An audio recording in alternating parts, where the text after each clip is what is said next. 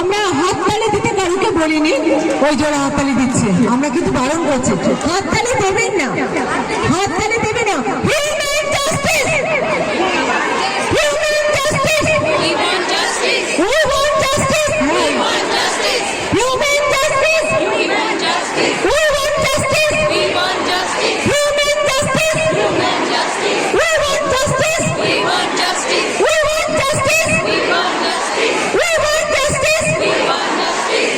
মানবতার আগে সবথেকে বড় কথা জাস্টিস চাই, মানবতার জাস্টিস চাই, হ্যাঁ কি না? সবথেকে আগে মানবতার জাস্টিস, তারপর হিউম্যান জাস্টিস। আমি মানুষ, আমার জাস্টিস চাই, আমি ওম্যান বা আমি মেন, কোনো আলাদা বিপক্ষের ব্যাপার নয়, নয় হয় কি বিপক্ষের ব্যাপার কি? গুড, একদম মানুষ, আমি হিউম্যান জাস্টিস চাইছি। নমস্কার। আমি আগেই বলেছি যে আমার বলার কথা নতুন ভাবে কিছু নেই। আমি এখানে এসেছি আমার প্রতিবাদ যে আছে, আমার ঘৃণা যে আছে, যে ঘটনাটা ঘটেছে সেটা জানাবার জন্য এবং এখানে উপস্থিত অসংখ্য পরিচিত এবং অপরিচিত মানুষের একজন হিসেবে নিজেকে ঘোষণা করার জন্য। আমি যে কথা বলতে যাচ্ছিলাম তার অন্য তাৎপর্য। অদ্ভুত আজকে আমাদের ট্র্যাজেডি, দুঃখ, 3 আগস্টের এমন একটা ঘটনা ঘটলো যা কলকাতার লজ্জা, পশ্চিমবঙ্গের লজ্জা, ভারতবর্ষের লজ্জা। কিন্তু আজকে যে আন্দোলন তার জন্য তৈরি হলো, আমি নিশ্চিত যে আন্দোলন যদি এই পর্যায়ে না যেত তাহলে এই বিচার যতটুকুনি বা এগিয়েছে, যতটুকুনি বা আমাদের কণ্ঠস্বর সর্বস্তরে পৌঁছতে পেরেছে, আজকের এই আন্দোলন ছাড়া এই কণ্ঠস্বর আমরা কোথাও পৌঁছতে পারতাম না। আন্দোলনের মধ্যরাত্রে এই জনসমাবেশ এবং এই আন্দোলন তারই শরীক হওয়ার জন্য আমি এখানে উপস্থিত। আমি বিরাট বক্তব্য রাখার জন্য উপস্থিত নয়। আমি শুধু কতগুলো কথা এক্সট্রা বলবো, সেটা হচ্ছে এই যে আমাদের সবার আবেগ, আমাদের সবার যন্ত্রণা, আমাদের সবার প্রতিবাদ আজকে এই জমায়েতে, এই সমাবেশে মিশে আছে। এক একজন মানুষ আমরা এক এক রকম চিন্তা করি, এক একজন মানুষ আমরা এক এক রকম ভাবে জীবনযাপন করি, কিন্তু আজকের এই ইস্যুতে আমরা সবাই একটা কি না, এই আমাদের মহিলাদের বলতে হবে না, জোরে বলতে হবে না, আমার কনসেন্ট ছাড়া আপনারা কেউ আমাকে স্পর্শ করতে পারবেন না। We should learn to say no to the society and to the oppressors. এই নাটা খুব জোর করে বলতে হবে। এই নায়ের অনেক জোর আছে। মনে মনে অনেকে আমরা না বলতে বলতে যাই, মনে মনে অনেকে আমরা নিজেদের অত্যাচার নিজেরাই ঢাকতে চাই, কিন্তু অত্যাচার ঢাকা নয়, যে অত্যাচারী সেই লজ্জিত হওয়ার কথা, যে অত্যাচারিত তার কোনো লজ্জা নেই। সেই লজ্জা ঢাকার দিনগুলো শেষ করা দরকার, সেই লজ্জা ঢাকার দিনগুলোকে অবসান দরকার। সেইখানেই এই জমায়েত আমাদের সাহায্য দেবে। আমরা প্রত্যেকেই কাজ করতে চাই। আজকে ওই আন্দোলন যেখানে যাচ্ছে,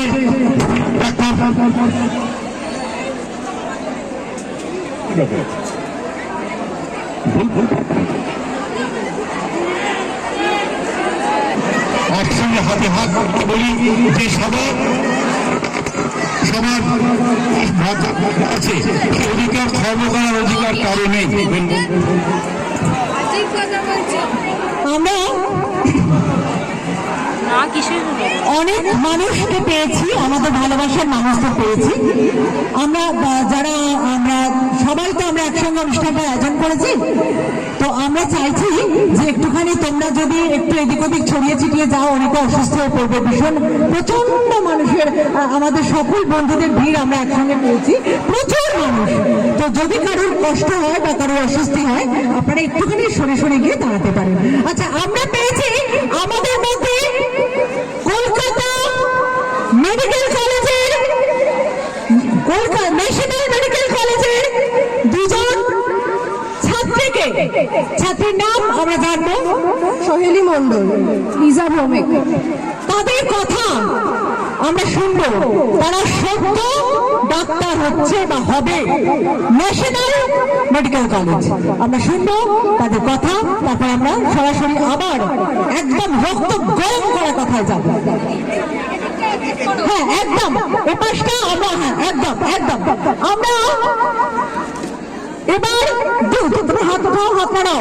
দুই ন্যাশনাল মেডিকেল কলেজের ছাত্রীকে পেয়েছি, কেবিসি তাই তো, কেপিসি মেডিকেল কলেজ এবং ক্যালকাটা ন্যাশনাল মেডিকেল কলেজের দুই ছাত্রীকে আমরা পেয়েছি।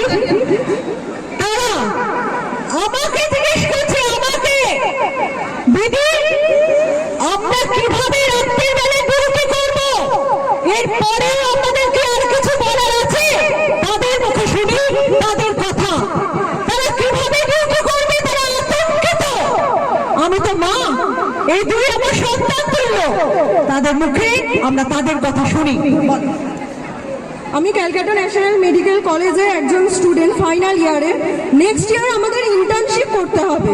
তো এই যে আজকে করে ঘটনাটা ঘটেছে, এটা তো অবর্ণনীয় এবং নিন্দনীয়।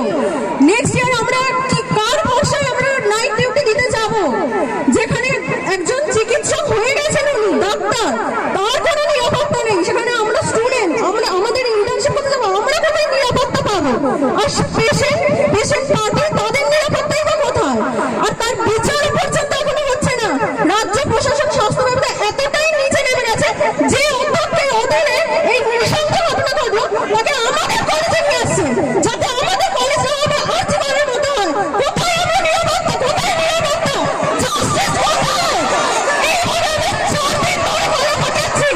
পড়াশোনা আমাদের কিচ্ছু হচ্ছে না, পড়াশোনা কিচ্ছু হচ্ছে না। পিজিতে দাদাদারিরা ভয়তে ডিউটি দিতে পারছেন না, হোস্টেলের মেয়েরা রাত্রে ঘুমাতে পারছে না ভয়ে। কোথায় বিচার, কোথায় স্বাধীনতা? স্বাধীনতা কি শুধু এটাই যে রাত্রে নারীকে গিয়ে গায়ে হাতিয়ে দিলাম? তো সবাই জানে।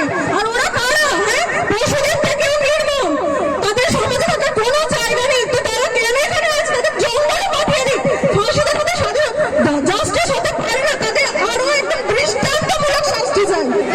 We want justice! এর থেকে আর কিছুই চাই না। We want justice!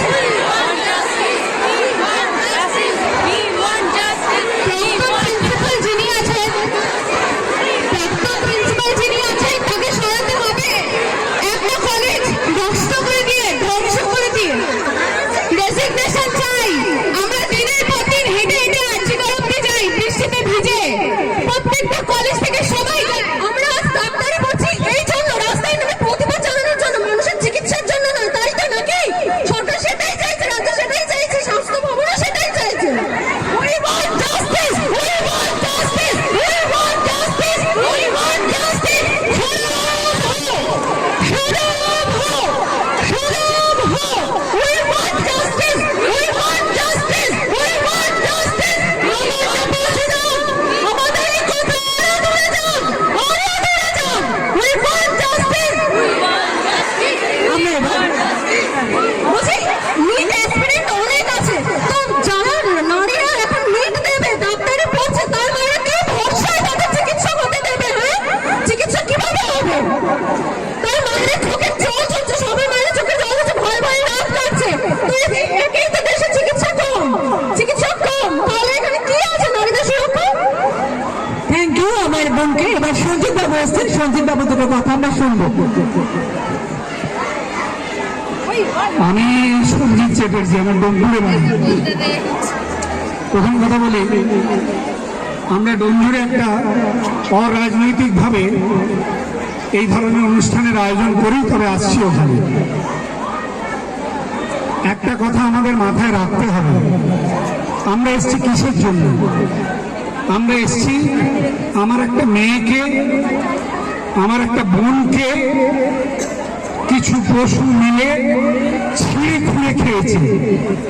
একটা রাস্তার কুকুর ভাদ্র মাসে এই অসভ্য আচরণ করে না। যে আচরণ একটা মেয়ের প্রতি হয়েছে, যে ঘটনা ঘটেছে, এটা আমাদের শিউরে দিয়েছে।